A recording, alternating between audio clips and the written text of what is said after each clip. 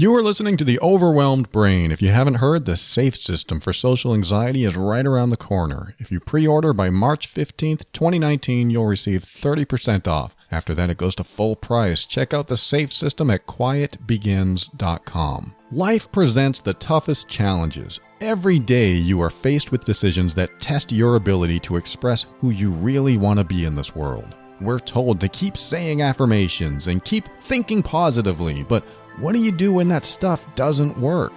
Welcome to The Overwhelmed Brain, where you'll learn to make decisions that are right for you so that you can create the life you want now.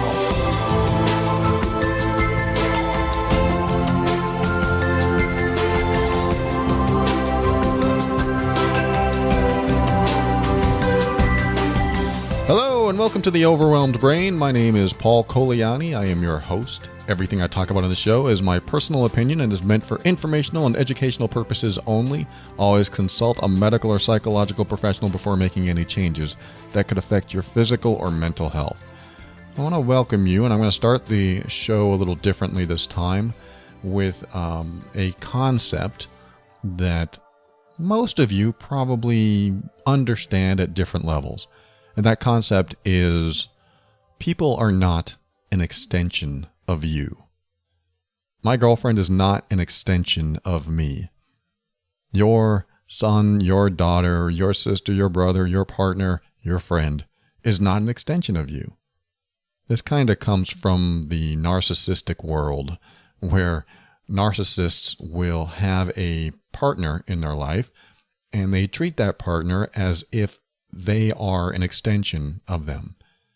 Now, what does that mean? That means when we go out, I need you to wear this dress or this suit because you represent me. Now, that in itself doesn't sound too toxic. It could be, and it sometimes is. But in the sense that if you don't wear that, I'm going to shame you. I'm going to make you feel guilty. I'm going to try to control you into a submissive posture so that I get what I want. The narcissist will do that. When the narcissist is in a relationship, they will treat their partner as if that partner is them too. And whatever you do represents me. Therefore, you have to live by my standards. You have to do what I would do so that when we go out and someone talks to you or looks at you, I, as the narcissist, playing the role here, is going to be satisfied that you aren't misrepresenting me. Because, God forbid, someone misrepresents me. That's kind of where this extension concept comes from. I don't know if that's where it originally comes from, but that's where I learned it, is that narcissists believe that the closest people in their life, usually their partner, are an extension of them, which is why they become so controlling. It's like them wanting to control their left hand. I'm going to control my left hand, so I will tell you what to do. And just like I'm going to control you as my partner, I'm going to tell you what to do and what to wear and how to think. So I'm not talking about narcissism in this episode. That topic will be discussed on my other podcast, Love and Abuse. So if I haven't talked about it already, I will soon. But, narcissism is definitely part of the emotional abuse spectrum. You can check that out at loveandabuse.com. But I opened the show with people are not an extension of you. They are not an extension of us because it falls under the category of wanting to control someone. It falls under the category of, I want you to change for me so that I am happy. I want you to do things that make me happy so that I will be satisfied in this relationship or this coexistence, whatever we call it.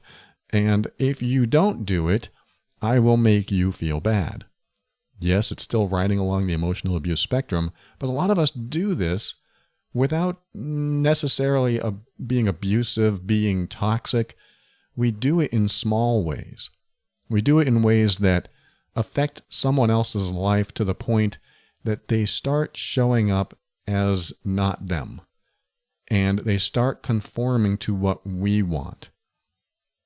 And yes, you can look at it almost as a parent-child relationship. I need to model you around a set of standards, around a set of values, so that you turn out in a way that I believe is good. That would be the parent talking about the child. I'm not saying that all relationships are like this and all parents treat their children like this, but it's a common model where I want to teach you to do things right in the world because you don't have enough life experience. The problem comes when we do this with other adults. When we are an adult doing it to another adult who has their own life experience, who has their own values, their own belief systems, their own perception in the world, and we place our standards on them.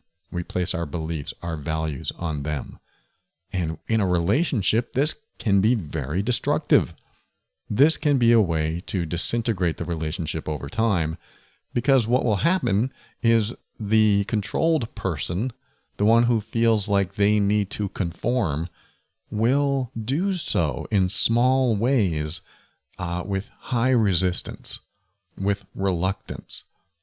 And when you mix in resistance and reluctance, you get resentment. And if you have someone that is slowly growing resentment, even in minuscule amounts, it amplifies over time. And it comes out in ways that you can't figure out what's causing the problem. I mean, it comes out in explosions. It comes out in either mini explosions or big explosions. The other person might lash out. The other person might cry for no reason. The other person might yell for no reason, seemingly no reason. The other person might get angry. They might be irritable. And often it can be traced back to when they started behaving in a way that wasn't them and in a way that they wanted to please their partner. Because a lot of people want to have a relationship and they want to be in one and they don't want to lose that relationship. They want to feel loved. You want to feel loved. You want to feel worthy. You want to feel important, I'm assuming.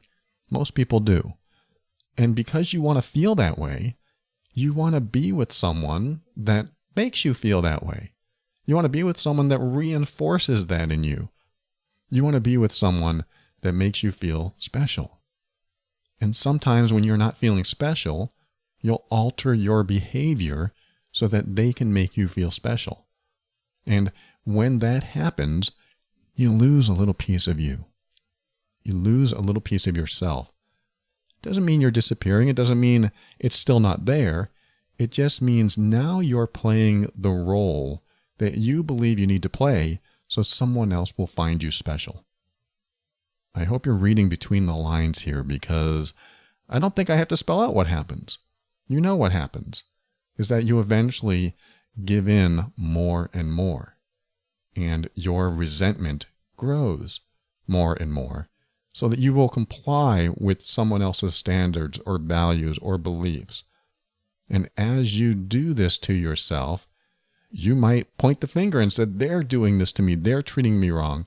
But really, we are making the choice to do this to ourselves in many cases because we want the relationship. And we want to keep it, and we want to feel special, and we get these little rewards of this special feeling, during different times that we're together. And we like this special feeling so much that we're willing to give in. We're willing to sacrifice, and that's a strong word. How about compromise? We're willing to compromise a little bit here and there. And we're okay with that. Just like I've talked about on the show before, you're not going to have agreements in every area of life. You're just not going to do it. You're going to meet someone that likes different music than you, different movies, different books. Everyone has their own history of how they grew up and what they've learned to like. Different generations. And when you have these differences, there has to be some giving in. But I need you to notice when the giving in or the compromising has resentment attached to it.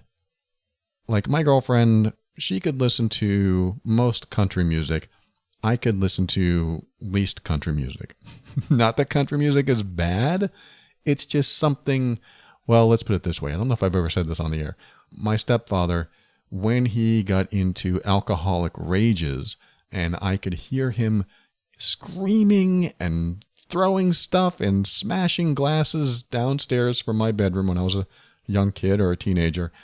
Let's just say that the country music was blasting. It was loud. And I kind of grew hatred for it. I don't necessarily hate it anymore. I've healed through that. I don't have any anger toward my stepfather anymore. I've become very forgiving and accepting of who he is, and he'll never change. But it's just funny how we have these associations when we're younger, and then we grow up through years and years and years of something, years and years of this association, and we just don't want to be exposed to it anymore. So there was a big part of my life that I didn't want to be exposed to country music because of that association. And I realized how, this is my own thinking, I realized how ridiculous that was. What? Why I don't like this music because of that? And I was able to separate it. I'm still not a big fan, but at least I can get through a song or two without having to go, turn this crap off. Again, not making fun of country music. There are amazing artists out there. They're awesome. It's just not my style, and I just don't have a taste for it. So the reason I mention that is because my girlfriend can easily listen to country music, no problem. And this is something that I might have to check inside and think to myself, okay, if she cranks it in the other room, which she hardly ever cranks music, but if she did, would I be okay with it? And my thought goes to absolutely, because that makes her happy. And I like to say this, I can feel it in my bones that I know she would be out there happy, enjoying the song so much that she's cranking it. I might go out there and say, all right, honey, go for it. And I might do that because I know that if I liked a song and I cranked it, I turned the volume up, she would probably feel the same way. As long as, we're not working in the house and on the phone call or anything like that. But you get the point. The thought that you can support someone enjoying what they're doing for themselves, that really strengthens a relationship. And this is quite the opposite of controlling the person, making them feel bad for doing something that makes them feel happy. It's quite the opposite. She is not an extension of me. And quite honestly, for the past 4 or 5 years that we've been together, this is something I learned coming into this relationship. She is the most, individuated. She's the most independent woman that I've ever been with, that has no problem enjoying what she enjoys, having her own opinions, having her own beliefs, and not knocking me for mine, although we've had conversations, and not putting me down for what I like, and really honoring my path, at the same time making it clear that she has her path, and she's not going to allow someone else to change it. She might listen to opinions and form her own opinions and form her own beliefs from those opinions, but she doesn't go around pleasing other people.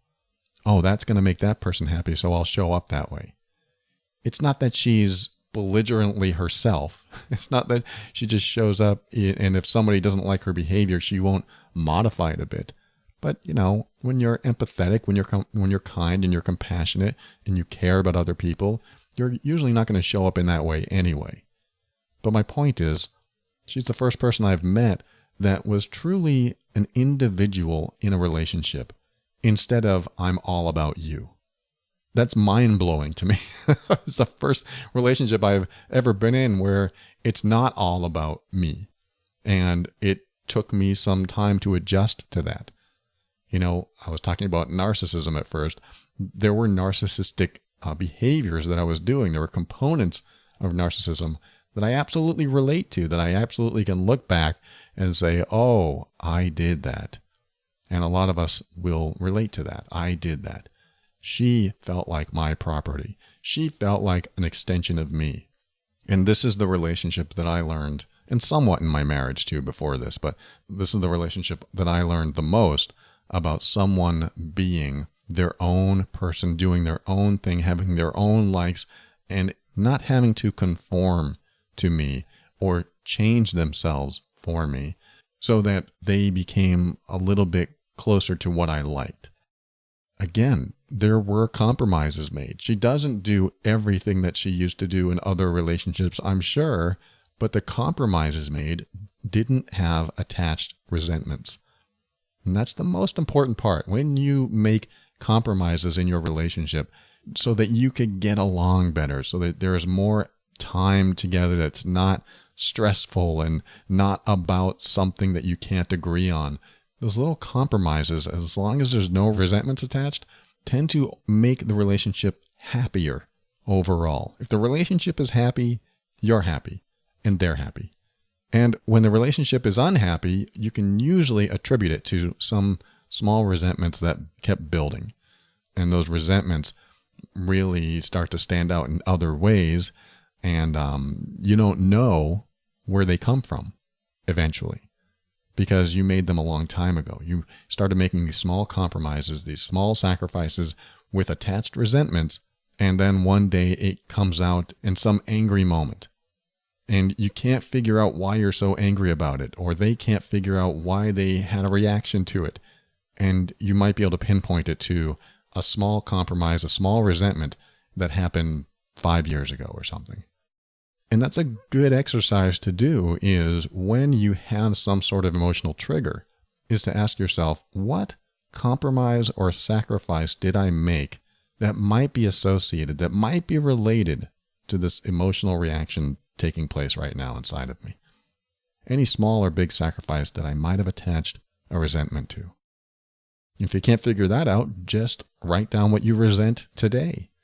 I resent that he leaves his socks on the floor. I resent that she never washes the dishes. I resent that he never cooks for me and I always cook for him. I resent that she goes out 3 nights a week with her friends.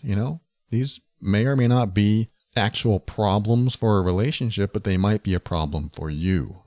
And you have to understand what your resentments are so that you don't get caught up in years later destructive behavior. You don't want this stuff to come out as something else, because you lose sight of the origin. When you lose sight of the origin, it's hard to get to the origin. It's hard to get to what caused it in the first place, because it's so far removed from what you've been talking about. You could have been talking about politics, and some angry moment comes up that has something to do with your partner's mom 10 years ago. These little things that we have no idea where the origin is. Well, it's time to start understanding what negativities you're holding on to, if you haven't already. But if it's time to really dive into those negativities to understand what you're holding on to, so that when something happens, you can attribute it to one of those emotional triggers that you might be carrying around.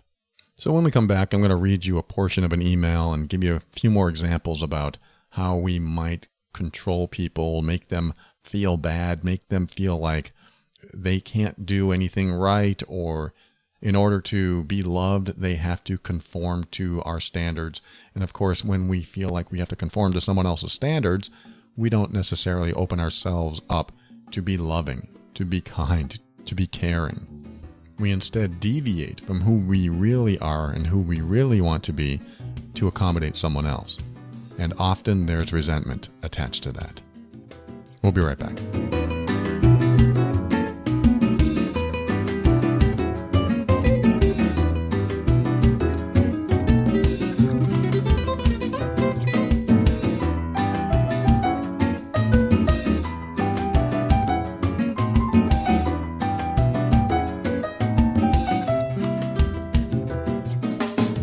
Just a real quick message about Love and Abuse. It's another podcast that I do. It is about toxic behavior and poisonous communication.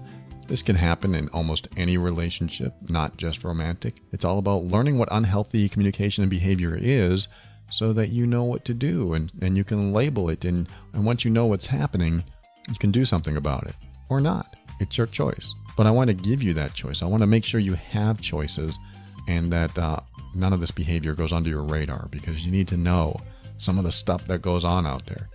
Even not toxic behavior, but just unethical influence when people do that to you. Simple lies and deceptions that they think is okay, but might cost you half the money in your bank account because they're trying to influence you in some way. There's all kinds of things we talk about over there at Love and Abuse.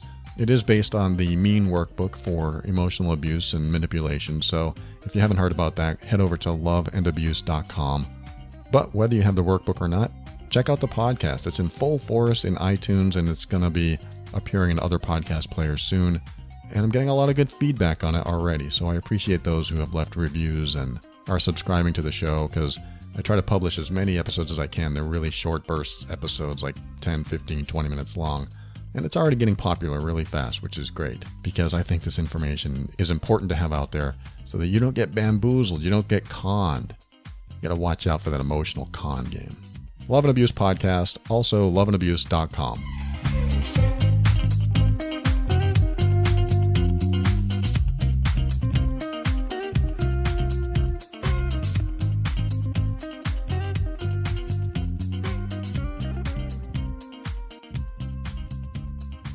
So really, everything I was talking about in the last segment has to do with molding compatibility instead of allowing or learning about compatibility with someone else. What I mean by that is, when you want compatibility with someone, you hope that things line up. You know, I'm compatible with you because we like these same things and we appreciate a sunny day and we like these movies.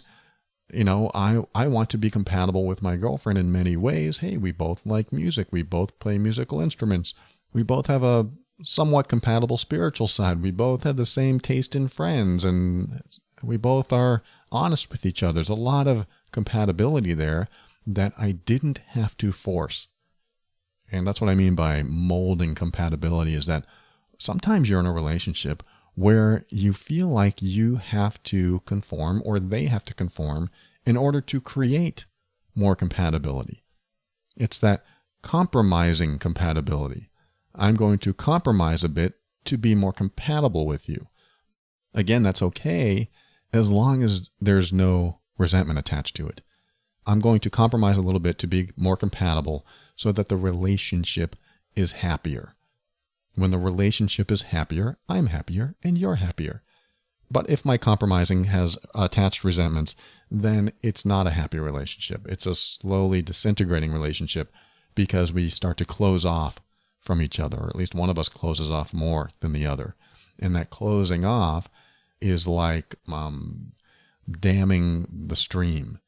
The stream of emotions and love and vulnerability are flowing out until you start closing it off a little bit, and that stream flows less and less water. And the less water you pour out, the less love and vulnerability and connection that you pour out, the less connected you'll feel, and the less vulnerable you'll feel. And love and connection usually contains quite a bit of vulnerability because you feel safer and safer with someone. And when you have full trust and feel so secure with someone else, that usually makes up love in some way. It usually makes up that wonderful feeling that we feel when we're with someone, that we can fully be ourselves. But if we have to mold compatibility, I have to change this part of me for you, and you have to change that part of you for me, that's when the relationship isn't as, it may not be as successful. I can't say it's always not successful. There are compromises that work even with little resentments. It sounds a little strange maybe to you, but maybe it doesn't. The idea that we could compromise and maybe feel a little resentment, but there's so much more to appreciate in having this relationship in my life that it makes the relationship happy overall. So that can be true, that can happen, but we do have to be aware of the negativities that we carry around with us. It's like I was saying in the last segment. If you are carrying around negativities and they are resentments, and they are coming out in ways that are unhealthy for the relationship, a little destructive to the relationship, then even though you have these compromises and the relationship is happier overall, what is it doing in the long run, for the long term? What is the culmination of all these resentments or negative feelings doing to the relationship when you could probably deal with those, talk about those, reach some sort of non-resentful compromise, and perhaps get to another level? Again, it doesn't work for all relationships, and some relationships are so set in stone the way they are that they're not going to change and they're not going to change, or one's going to change and one has to really give up a lot of who they are and the other person just wants to be who they are. There might be compatibilities, there might not be, but I like to gauge the relationship as a whole. If the relationship's happy, that means I'm happy and you're happy. How you rate happiness is totally up to you, but for me, it's a feeling. Am I happier more often than not. Because when that happens, I'm in a pretty good space. But to have a relationship that is compatible, where you can allow someone else to be themselves and you can show up as yourself and it still works, that can be a real successful relationship. That can be a very enjoyable relationship. That is one that you don't have to think about too much because you just are enjoying it. That is supporting each other's happiness. That is supporting each other's paths. Even when you yourself may not be on their path or really enjoy the path that they have, if you allow them to enjoy their path and they allow you to enjoy your path, that creates more compatibility. But if you have to mold compatibility, giving up a little part of yourself just to become more compatible, that's when it can hurt. I like to think about how friendships start, for example. When you hang around people being themselves, which could be acquaintances, could be complete strangers, you get to know them for who they are because there's no need or desire to impress anyone. If I'm hanging out somewhere and there's another person somewhere hanging out and we get to talk to each other and there's no thought of a romantic connection, there's no thought of, hey, I wonder if this could turn into something deeper. Hey, I wonder if this person could be my friend. It's just talking and letting loose and being yourself. When that happens and a friendship develops, it was because the compatibility, at least in that moment, was in full force because I didn't have to be what I believed they wanted me to be. And they probably felt the same way. They didn't have to show up as anyone else but themselves. And good friendships are formed this way. When you can show up being yourself, someone else can show up being themselves. You don't have to mold compatibility. You're just compatible or you're not. Then you move on and move apart or you connect again. But once we add that component of trying to impress someone, we turn off some of who we are to show ourselves in the light that we believe they'd find favorable. So we change when we're trying to impress someone. We want to appear better in ways that maybe we don't feel good inside. I might be stretching it a little bit. That might be reaching. But maybe you want to show more of the good in you. Maybe you want to impress someone so that they're attracted to you. And when you do this, is this the way you show up for anyone? It's a really good question. Is this the way I would show up for my friend, for my parents, for my teacher, for my brother, for my sister, for my kid? Am I showing up as the same person? Not that you wouldn't have a different set of rules in all these places because kids might involve being a little bit more parental. Siblings might involve being a little bit more family oriented, and teachers and coworkers and other people might have a different set of rules for that. But overall, if you don't have to compromise who you are, like I said, there's more of a compatibility. But if you're trying to impress someone, that's when compatibility can really take a hit. I mean, in the sense that, I remember trying to pick up this girl many, many years ago when I lived in Florida. After my first long-term relationship ended, I thought it would be great to get into another relationship, even though I was in the middle of depression and I was trying to figure my life out, and I was still young, at least emotionally. And I would see this girl at a restaurant, and I think I would bother her. I think I was bothering her because I would show up at this restaurant and she wasn't like, hey, great to see you. It was more like, can I take your order again? And I was showing up enough to try to make an impression on her, but wasn't really being myself because I was trying to impress her. I wanted her to see, or at least I amplified many things about me so that she would be impressed. And it's the same stuff I amplified in my last relationship to impress that person, to bring them into my life, so that I had to keep amplifying these qualities about me that maybe I didn't want to necessarily do all the time, at least. But it was putting on a show. I mean, when you're trying to impress someone, if you find yourself trying to put on a show for someone, then you are trying to mold compatibility. You are trying to force compatibility where it may not be there.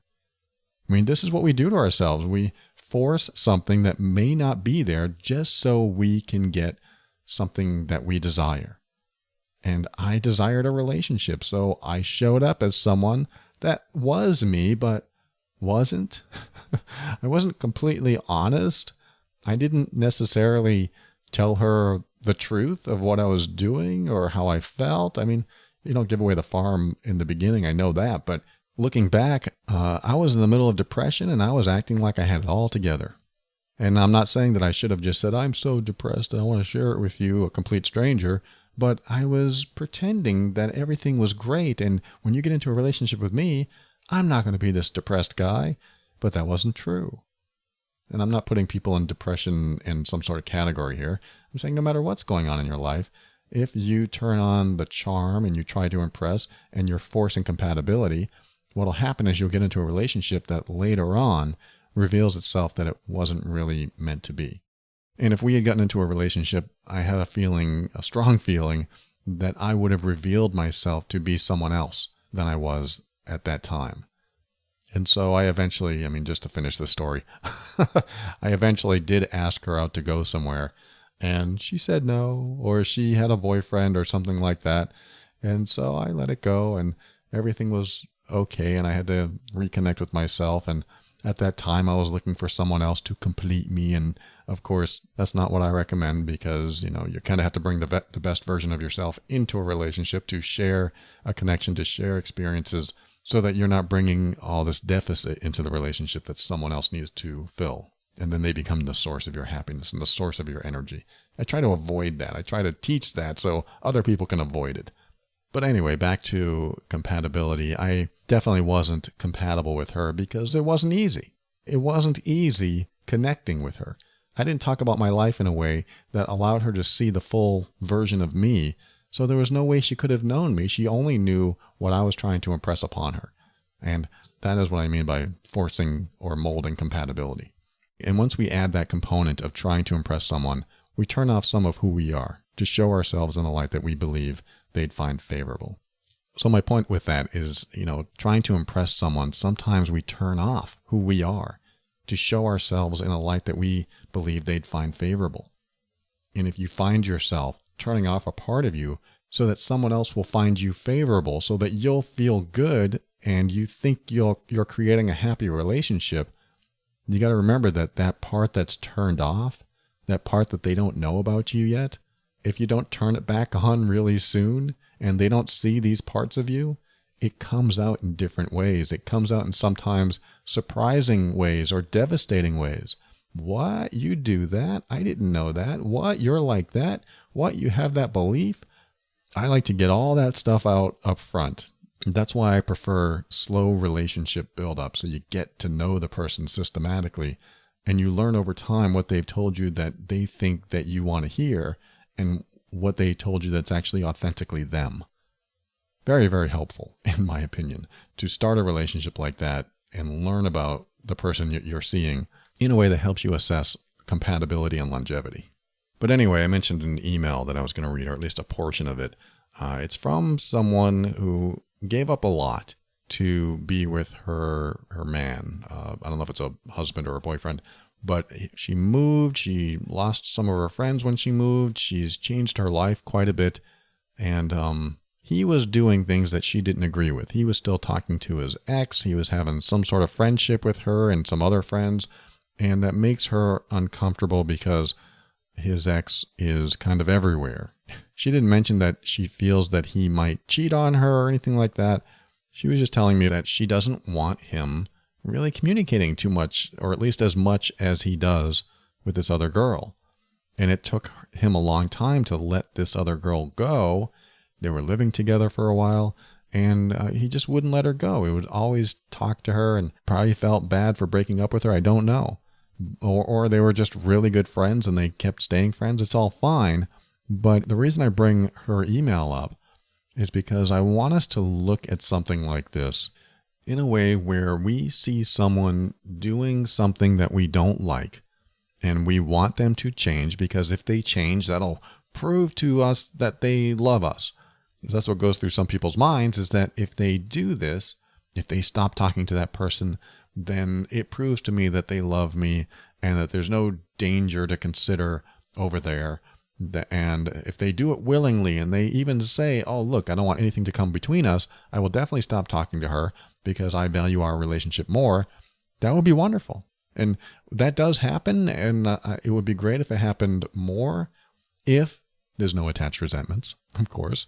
But if there are, then we have to look at the other person and ask ourselves, am I trying to control this person and take away a bit of themselves? Am I trying to change them so that I can mold our compatibility a bit more? I want him to change, or I want her to change so that I will feel safer, more comfortable, more happy in this relationship. I'm not saying it's wrong. I'm not saying what she's thinking isn't wrong. Like if my girlfriend was talking to her ex daily and they were sharing pictures and they were sharing online accounts and, there's all kinds of things that this email said, I might have an issue with it. There's just like too much connection. If there's energy being taken out of my relationship and being applied to their relationship, I suddenly feel like there's a deficit in our relationship that needs to be addressed. So to the person who wrote the email, I'm not saying that she's necessarily incorrect or bad for thinking that her boyfriend or her husband needs to change. I'm saying that when you look at behavior and they don't want to change their behavior, then we have to consider something else. And this is my next and final point, is that when someone doesn't want to conform, someone doesn't want to change, someone doesn't see a problem with it, he doesn't see a problem with it. If my girlfriend was talking to her ex all the time and, well, she does, it's her ex-husband, but there's nothing going on there, I know that. And it's not daily, it's whenever she has to. So it's a different situation there. But if it was a daily thing, if it was a little too much time and energy and it was being taken away from us, or I felt like our relationship was somewhat suffering because of it, because she was putting more time and energy into them, then I might want it to change. I might say, look, this is what I feel. I feel like when you're with him or talking to him, it's really taking away from us. It's taking away from me. When I want to snuggle with you, you want to get on the phone and text him. That really bothers me, and I would like to talk about this. Hopefully she'd be like, oh my God, I didn't even realize I was doing it. I'm so sorry. You're right. That would be a wonderful conversation. But let's just say she didn't. Let's just say that she said, look, this is my friend. Yeah, we had a relationship together, but we're still good friends. I shared everything with him. I shared my life with him. Not that it's something I want to hear, but okay, you shared your life with him. He knows everything about you. Great. I don't feel very good about that, but okay. So I'm hearing this from her.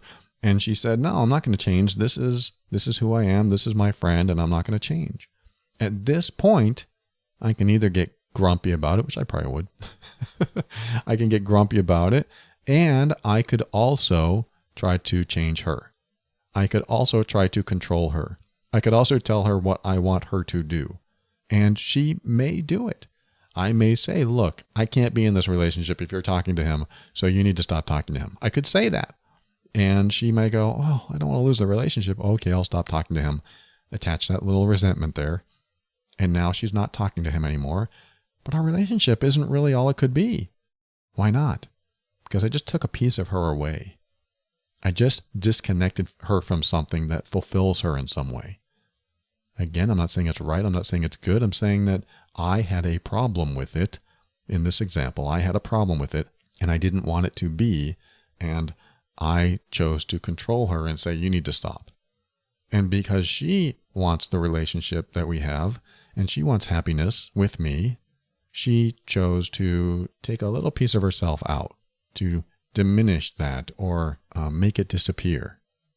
And when she did that, yes, she gave more time and energy into this relationship, but is it all it could be? Or did the water flow just a little less? That concept with the water flowing in the stream and you start to dam it more and more and the water flows less and less. Suddenly there's not as much emotional connection. Suddenly there's not as much vulnerability and good feelings. There's some being taken away. So yes, that behavior stopped, but now I don't have the relationship that really could be more than it is. So when it comes to this person who wrote the email, yes, his behavior might be inappropriate. I agree. It might be bad for the relationship. I agree. It might make you feel less special, less important, less valued, less loved. It might make you feel a bunch of things. But do you feel like you should change him or control his behavior so that you have the relationship you want with him? Or do you instead look inward and ask yourself, is this the relationship I want with him? is this the kind of person I want in my life? This is the hard part, because this is what I had to do in my marriage. When I was super judgmental and trying to control her, you need to do what I say, you need to eat what I say, you need to look how I want you to look. I didn't say those words, but boy, I found other ways to convey that information. But when we separated, it was the first time ever that I realized my finger was always pointing at someone else to change for me. That was the first time in my life. I was in my early, like 40, 41 years old. First time in my life, I realized I want others to change for me. It was an unpleasant thought. I want you to change for me. What makes me so damn special? Back then I thought, wow, this is the first time I realized I need healing because I'm trying to control someone else. It's also the first time I realized that trying to control the people in my life made them not want to be with me. And for the first time, I took personal responsibility that I was the cause of every breakup in my life. And that was a huge mind blow. It was a huge explosion in my brain, if you want to know where the show name comes from. It was a huge explosion. It was an overwhelming sensation of, what the hell have I been doing all my life? I can't believe I've been doing this to every single relationship in my life. I had my fingers pointed at other people instead of looking inward and asking myself, is this the relationship I want with this person? Because, with my marriage, she wasn't doing anything wrong. I just had standards and values that were way too high for her to meet, for anyone to meet, and I was placing them on her, and her not meeting them made me feel like, okay, if she's not meeting them, she is doing something wrong. But she wasn't. I mean, in hindsight. But back then, her not changing meant that she didn't love me. Her not changing meant that she didn't love us. Her not changing made me feel like she didn't care and that she was being selfish. And so the moment I was alone, or at least a few days after she left and we were apart, for the first time ever to have this realization that, wow, all I've been doing was trying to control her instead of asking myself if this is the type of relationship I want and this is the type of person I want to be with. Again, not that she was doing anything wrong. It was just that I never asked that of myself. She was an emotional eater, so every time I saw junk food, I just thought, oh, she's doing that again, and I want her to change. Instead of pointing the finger at myself and asking, well, you could ask her to stop, or you could ask yourself, are you okay living with an emotional eater? And that meant that I would have to accept her behavior. That meant that I would have to be okay with whatever behavior she had, because I could either force and mold the compatibility for us, or I could allow it to happen by looking in myself and realizing I needed to make a decision for me. Because there came a point where I said, you know what? If you really don't like her behavior, instead of trying to change her, why don't you just get out of the relationship? Because there came a point where I had to face the decision of staying with someone that did behavior that I couldn't get on board with, that I couldn't agree with, or trying to change them. And since I didn't want to be the person that controls someone else to force them to create the relationship that I want, to mold compatibility, which, believe me, attached so much resentment that it pushed love out of the picture. Instead of being that person, why don't I be the person that does what he wants for himself? This is where you take back your power. This is where you start to make decisions that are right for you, because instead of trying to control someone else, you're looking inward and saying, is this what I want for me? Because what happened for me is that when I finally realized, oh, I'm responsible for our relationship happiness, at least my half of it. I am responsible for how I feel and what I do in this relationship. I'm not responsible for her behavior, and I'm not responsible to control her, which means I have to control myself, which means I have to look inward and figure out if this is the relationship I want. And when I said, no, this isn't the relationship I want, I couldn't accept that answer. And it forced me to come to terms with the big decision of working on this relationship or not. And in that moment, I came to an acceptance of her behavior. Because if I was going to try to work on this relationship, I either had to accept her behavior or try to control her. And I didn't want to control anymore for all the reasons I've talked about in this episode. I wanted her to be herself so that she could be happy. I wanted to support her being herself, even with all the challenges that she was having, even when I disagreed with her behavior. I wanted to support her to show her that I'd be there no matter what. I wanted to support her in a way that showed her I wasn't here to control her. And when someone does that for you, or you do it for someone else, when you say, I am here to support you, whatever path you take, even if I disagree with it, I'm here to support you. Because if it makes you happy, if it's the path that you want to take, then that is what I want for you. When you can show up for someone like that, you will be the most admired person in their life. And the chances that your relationship will last long are great. The chances that your relationship will be happy and fulfilling are great because you both get to show up as you. So to the person who wrote this email who has this issue with her boyfriend and he's talking to his ex and they're good friends, I hope this helps you make the decision that you need to make. One of the last questions that you had was, am I just really pathetic having stayed so long, or is there an underlying aspect within me that I need to control to make this work for both of us, or is it time to call it quits? You'll know the answer if you, A, look at the situation as never ever changing. This is who he wants to be. This is the life he wants. If you look at that situation and accept that that will never change, then you have to make the decision for yourself.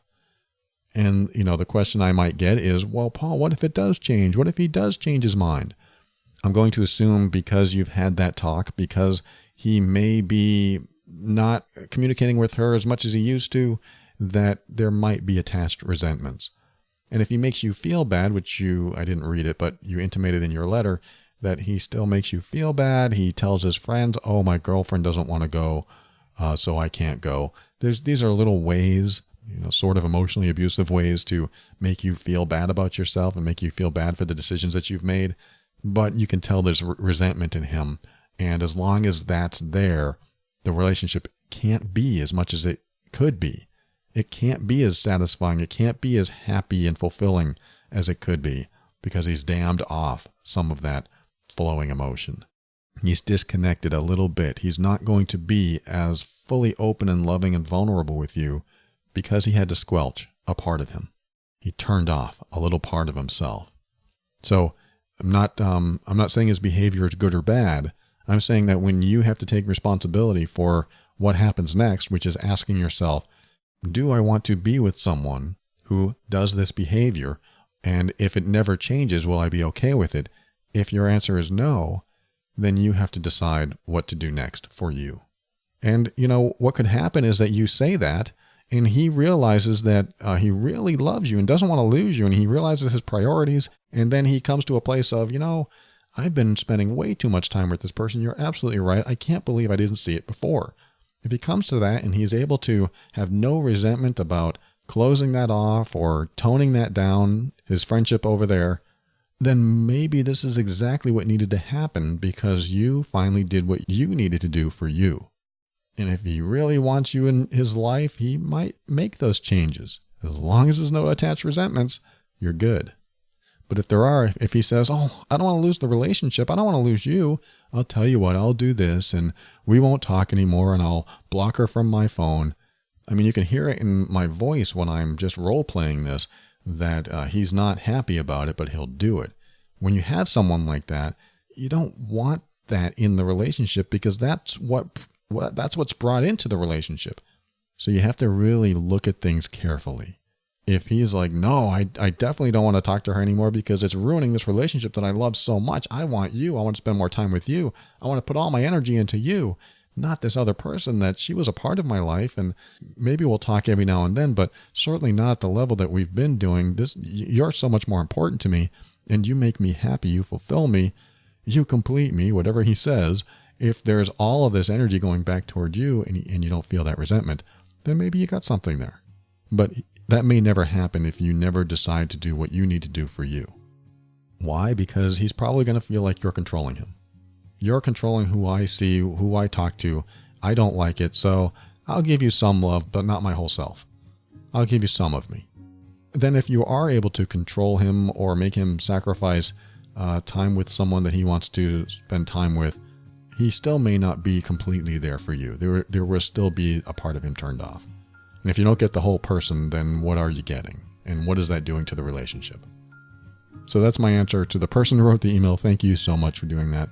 And thanks for joining me today for another episode. I can't wait to come right back after this transition and say some goodbyes and my final words after this.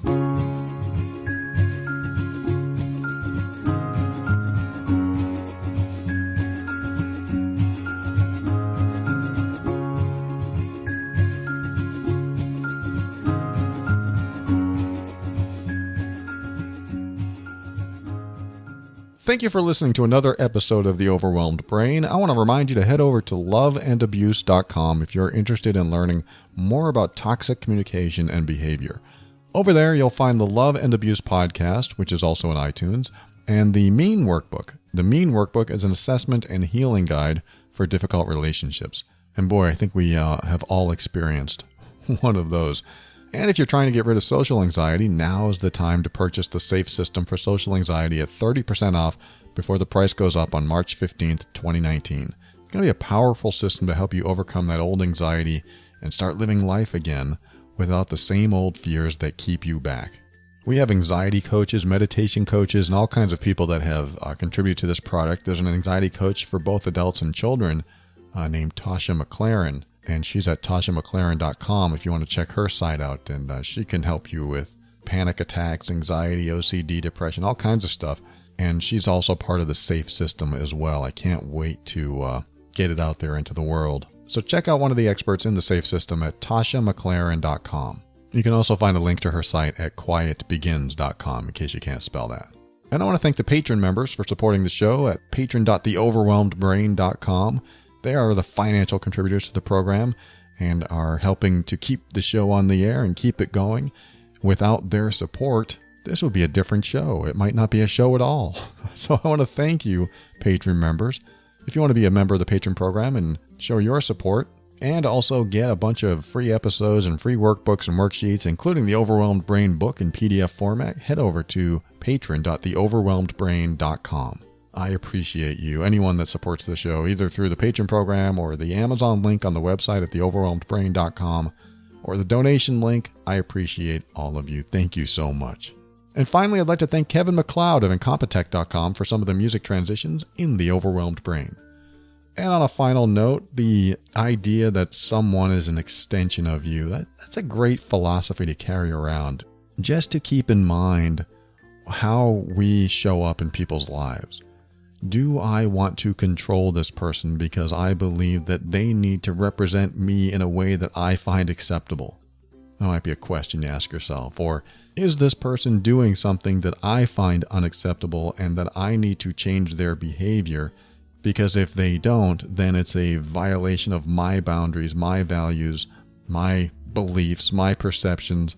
If any of those are violations of something in my life, and by changing them, it will abide by the boundaries in my life, is that something that I should really do? I mean, is this the type of behavior that I want to have in my life, that I want to control others' behaviors? Because if we go around trying to control others' behaviors, we spend so much time and energy that could be spent on ourselves and looking inward and reflecting on what we need to do for ourselves instead of trying to make the world conform to us, molding the world's compatibility with us. And this is hard to do. I struggled with it all my life. I wanted to control others. I wanted them to do what I wanted them to do for me. I wanted them to show up in a way that I found acceptable so my life would be easier. Life's a lot easier when everyone does what you want them to do.